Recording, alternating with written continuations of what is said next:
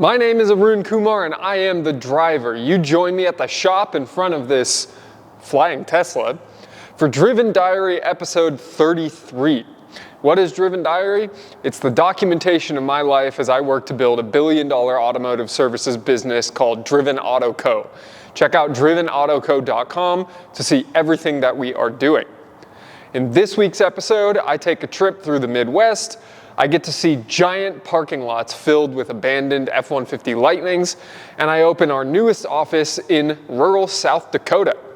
Let's get to the video.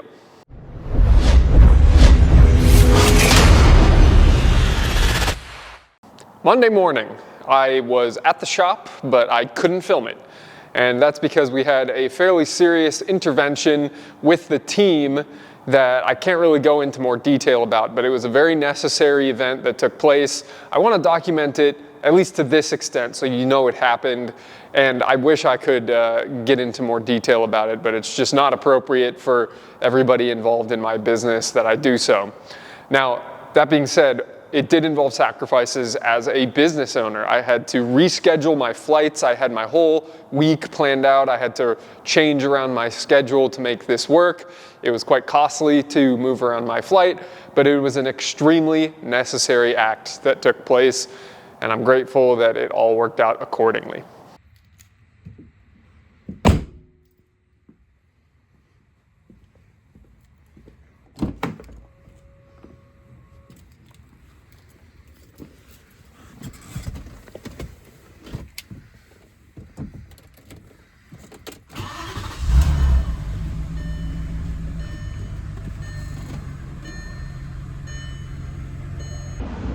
Pro tip, when they tell you the parking lot is full, it's a good sign that somebody left and somebody else did not take their spot. So I found the smallest freaking spot in the world. And yeah, I'm making my flight. Let's go. Tuesday.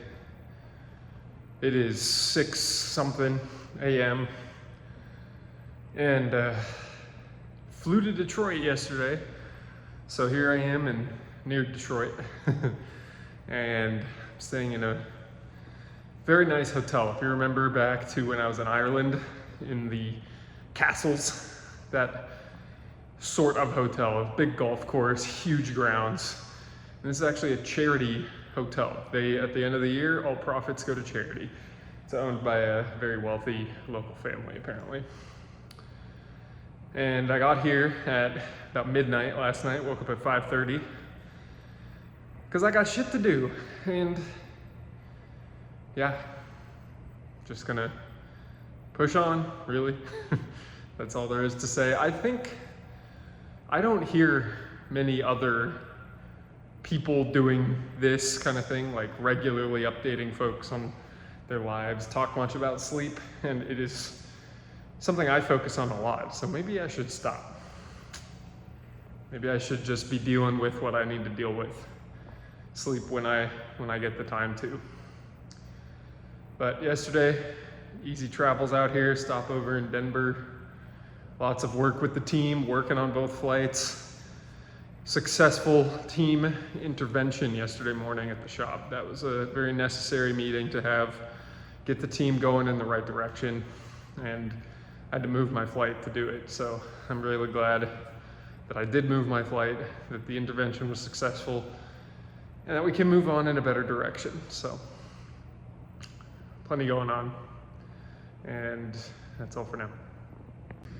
We've got an arm day, we've got curls, we've got tricep extensions laying on the mat, we've got stretching, and after this, get ready to go. Client meeting this morning, and then move to a different hotel in Dearborn, where tomorrow, partially during the day, I will be attending the Vision Conference put on by the MEMA Suppliers Trade Association, along with another client meeting.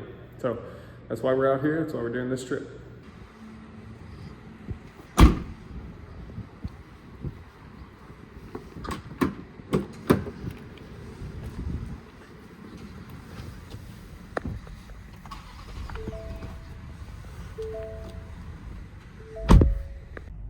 Tuesday, 12:21 p.m. and I'm doing something weird. doing something weird. I checked out of this hotel just now after a fantastic meeting this morning that I can't tell you anything about. And I'm gonna drive to my next hotel and check in.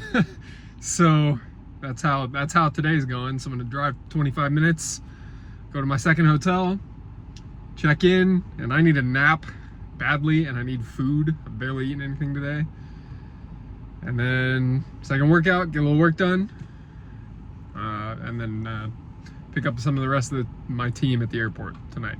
So that's it. Keep working. Okay, so there's F-150 Lightnings all the way over there, all the way over here, all around the buildings, both buildings. That's Ford's headquarters. No, wait, Ford's headquarters is back there. I don't think these things are selling. Okay, so just before I get into this speech I'm about to tell you about how F-150 Lightnings aren't selling, I learned after the fact that there is actually a production hold on F-150 Lightnings for an undisclosed quality control issue from Ford, whatever that means. So just take everything I'm about to say in this next clip with a grain of salt. Like, that's easily, you know, a couple thousand F-150 Lightnings. And I'll put up some pictures here, just all the different, you know, parking lots that I saw absolutely full of these cars. And I'm not surprised, because it looks like a lot of work truck spec F-150s, and that's just not the market for EVs right now, is work truck buyers. They're not interested in electric vehicles. They're fine with what they've got.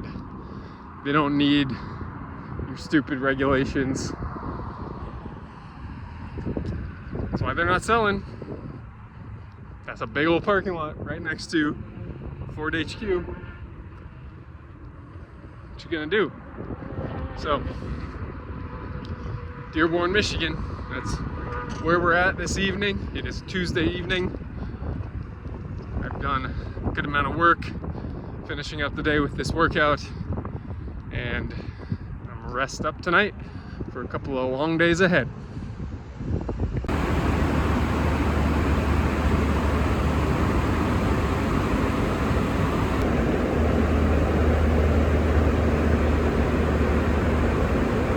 My last comment on that last little video you just saw there is that the $1,500 number you saw me calculating on my computer in first class on the flight was our average repair order in the shop at that moment on Wednesday night.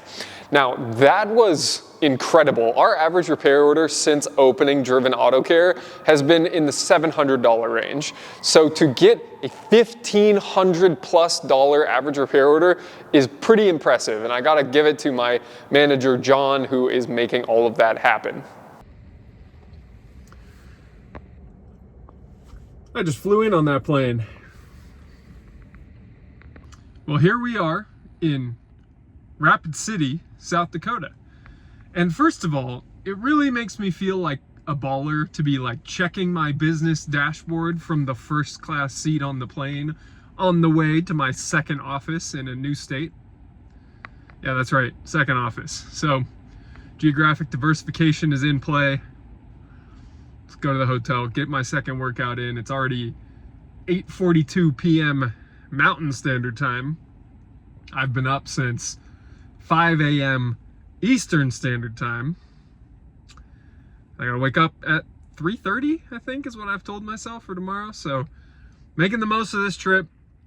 Let's get to it.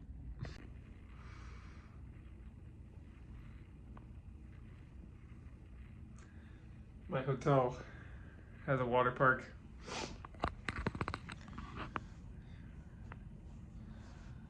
And I'm gonna shut the blinds now and go to sleep and wake up in 5 hours.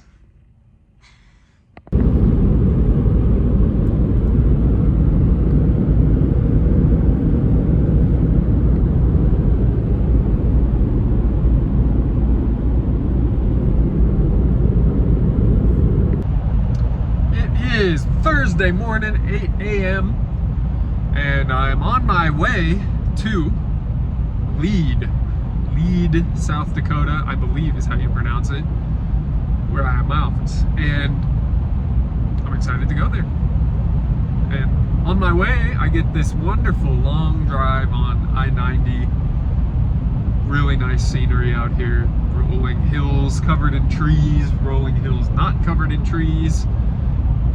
I mean, it's just a nice place, to be honest. So I'm gonna go check out this small town. It's a town of 2,000 people. So I got very, very, very, very cheap rent on my office. And so I figured worth the investment just to see how it goes. And in general, I feel a bit of anxiety that I am just sort of committing to do some major geographic changes in my life, which are always quite disruptive, and I'm honestly a bit sick of doing it. But I recognize that I will always be able to maintain a community in the Fremont, Union City, California area, but that it's okay that I can diversify. It's not that I am leaving that area, it's just that I am expanding. So it feels a bit as though I am doing things that are helping me to become the person that I am supposed to become.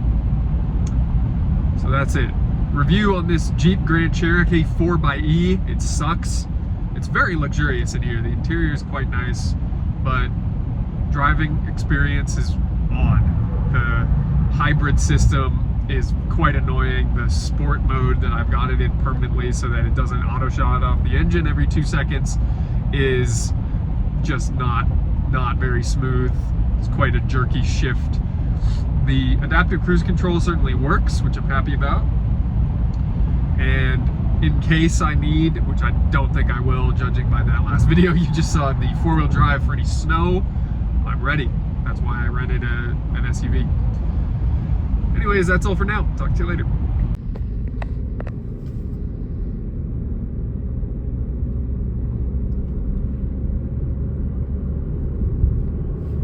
This place is gorgeous. I just went up a mountain for the last 15 miles and now I'm in this very snowy, beautiful mountainous part of the Black Hills of South Dakota, the town of Deadwood. I went through Sturgis. This is awesome. The roads are amazing. The scenery is freaking gorgeous. And there's shops here. So I think I am a bit obsessed with shops. And I see opportunity. See what happens. In this town of 2,000 people, we got an off-road Jeep and Land Rover shop. How about that? What you're about to see is a tour of Lead, South Dakota. Lead is a town that was founded in the 1800s around a gold mine. They did find and dig up a lot of gold in that area. The mine was then closed in 2001, but it has since reopened as a geological survey site for the US government. And there is a significant amount of funding in the area, actually. So with all that, the economy is doing quite well, the town is growing, and I'm excited to have my office there.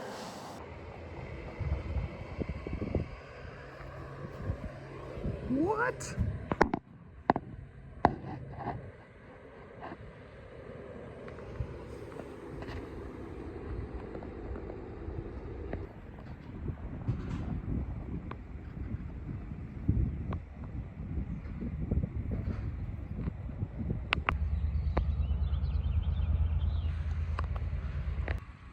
We're walking on some steep hills. And I just fell down right there. Oh, this is very interesting. Cool place.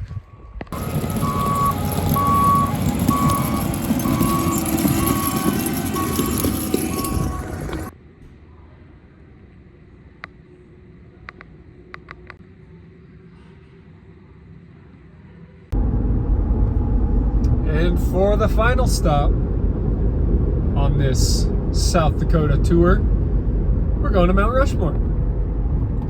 And I had a very nice meeting with the realtor that got me the office. So Emily, I look forward to working with you more with some of our future plans here, and it's all coming together very quickly, but I see it clearly and feels good.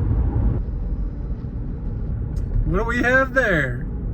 Huh, I didn't realize you could just see it from the road.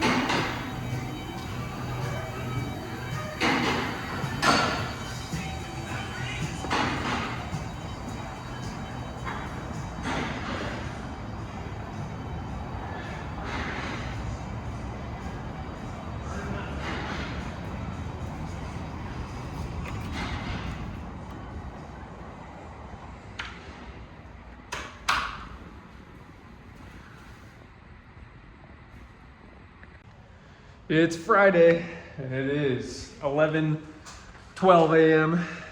That's what's going on in the shop, and it's good to be back. I am very tired. I've not slept very much this week. All my late flights and 2 workouts and just trying to keep up with everything on my list. But today, fortunately, is a bit more mild day, not running around, getting stuff done, getting caught up, feeling good. And what do you think of that new lift? Looks pretty good. Guys love it, they're happy with it. It's expensive, but it was a worthwhile purchase for that morale boost and positive reception from the team. Today I gotta pay my next giant tax bill to the city of Fremont. And it is one of the primary drivers of not wanting to participate in California tax system very much, because any tax based on gross receipts is a gross negligence policy. It's just, why do anything on gross receipts when a company might not even have the money to pay it? Now, that's not our situation, but nevertheless, any tax levied on a gross number does not take into account financial realities, which is, there are companies who do billions of dollars a year, but their net income is a very low number relative to that gross figure, just because they operate on slim margins and need to get to big scale. So it's frustrating to see that is something our policymakers and revenue generators in the government don't understand. But is what it is. I'm going to figure out what I need to pay and get it over with.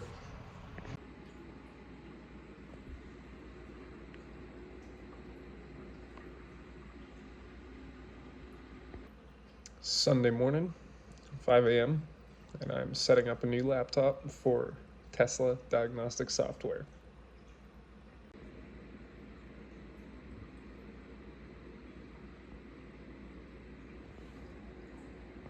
So, Tesla Toolbox. This is the first time that I have had to go out as a shop owner and buy OEM diagnostic tools.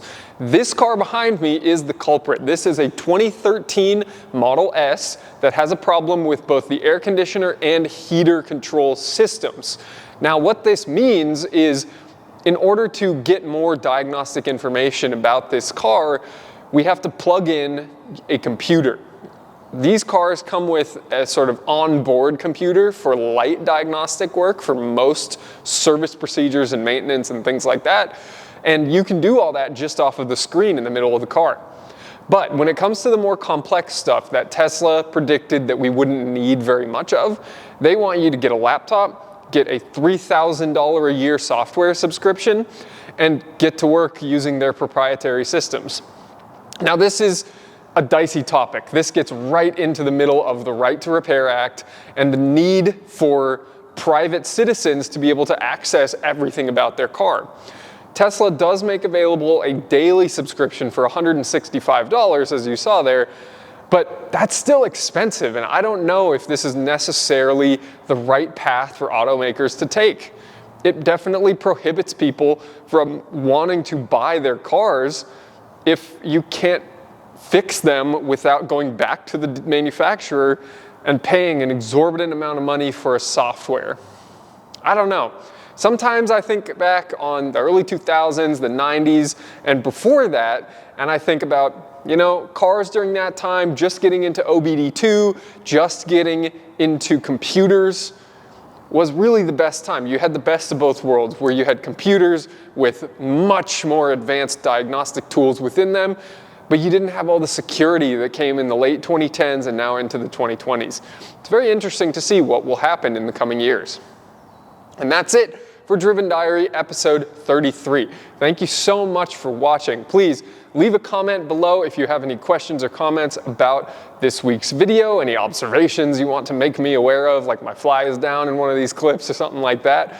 Otherwise, leave a like if you enjoyed. Please subscribe so you don't miss next week's video. And until next week, Driven Diary, episode 34, I hope you get out there, get to work building your own empire, whatever that looks like, and stay driven.